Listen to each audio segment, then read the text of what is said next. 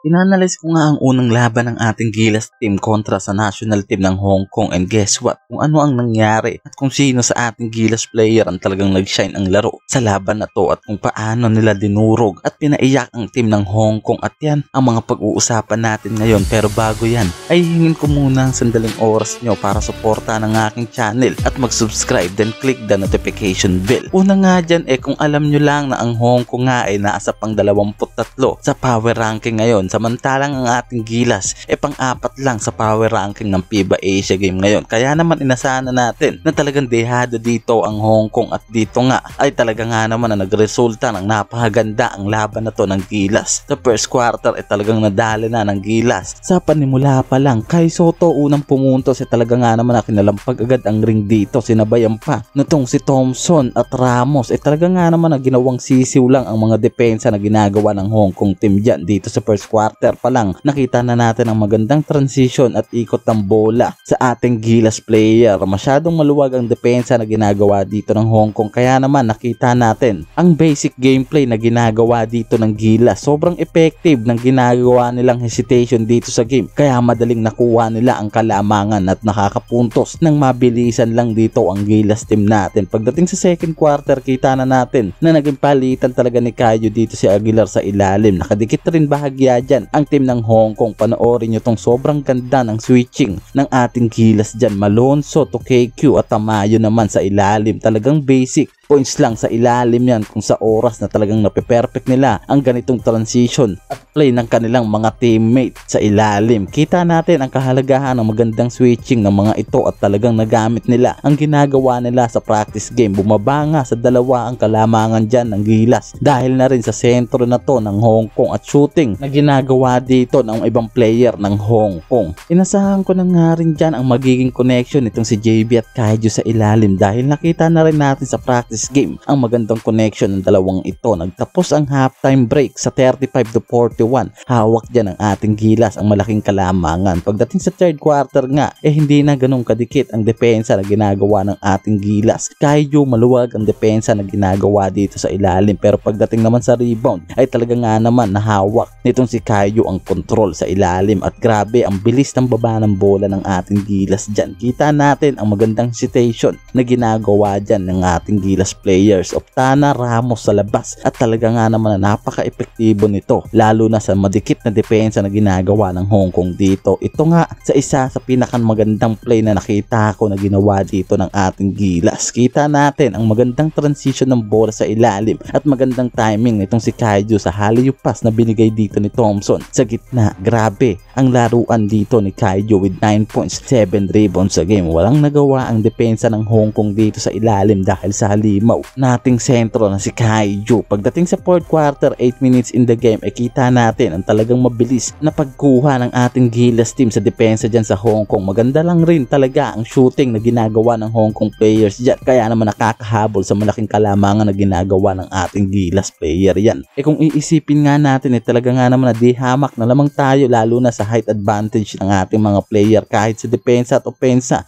talagang hawak natin ang control dyan, lalo na sa magandang assist na ginagawa dito at transition and play na ginagawa ng ating Gilas sa game na to. Nandyan ang magandang assist na binibigay ni KQ mula first quarter. Kita na natin ang magandang pagdadala nito sa bola at may kasama pang hustle sa tres na ginagawa nito. At Thompson, Perez naman, kita rin natin ang ginagawang hustle ng mga player na to pagdating sa depensa at opensa sa labas. Kita natin sa unang laban na to ng Gilas na maganda na ang connection na ginagawa nila. What more pa para sa mga darating pa na game ng ating Gilas para sa window 1 na to. Kita naman natin na talaga nga naman na naging basic sa mga ito na talunin ng team ng Hong Kong sa kanilang unang laban. Grabe ang naging laruan itong si Caillou at Kiambao. Sama mo pa ang hustle gameplay na ginawa dito ni Brownlee sa game. Caillou with 13 points, 15 rebounds and 2 blocks. Brownlee 13 points and 7 rebounds. KQ with 15 points, 3 rebounds and 2 assists. Tambak ang national team ng Hong Kong dyan. Final score natin 94-64, 30 ang kalamangang nauwi ng ating Gilas team sa unang laban na to.